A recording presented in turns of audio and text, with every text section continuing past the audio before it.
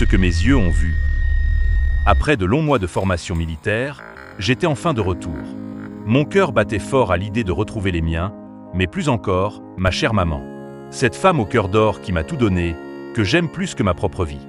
Depuis mon départ, elle était hébergée chez mon grand frère. Question de sécurité, de proximité aussi. Je lui avais promis qu'à mon retour, je la reprendrais avec moi. Ce jour était enfin arrivé. Mais ce qui m'attendait allait à jamais bouleverser ma vie. Je suis arrivé devant la maison de mon frère. Le portail était entrouvert. Étrange. D'habitude, il est toujours fermé à clé. J'ai avancé, valise en main.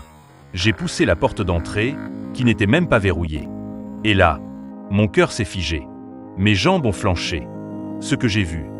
Jamais je n'aurais imaginé une chose pareille, même dans mes pires cauchemars.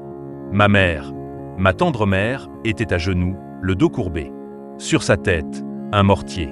Un de ces objets en bois servant à piler.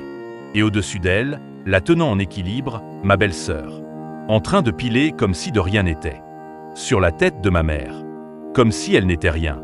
Comme si elle n'était pas un être humain. Ma mère servait de support pour ses tâches ménagères.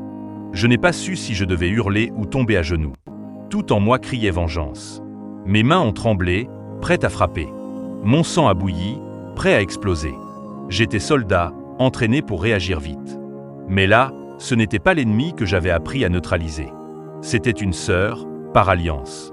Une femme que je considérais comme faisant partie de ma famille. Et surtout, c'était ma mère qui subissait cette ignominie.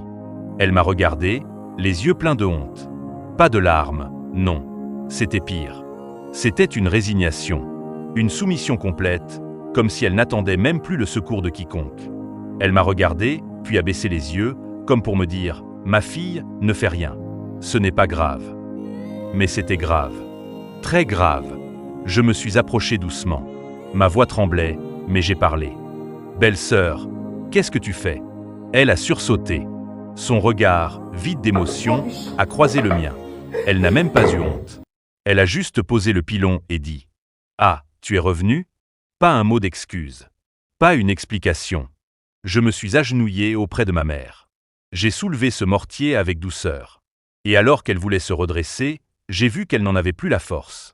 Ses genoux étaient meurtris. Son cou était tendu. Elle n'était plus que l'ombre d'elle-même. J'ai pris une profonde inspiration. Et j'ai prié intérieurement. « Seigneur, donne-moi la force de ne pas réagir selon la chair. Je suis une femme de foi. Montre-moi le chemin juste. » Alors, que faire ?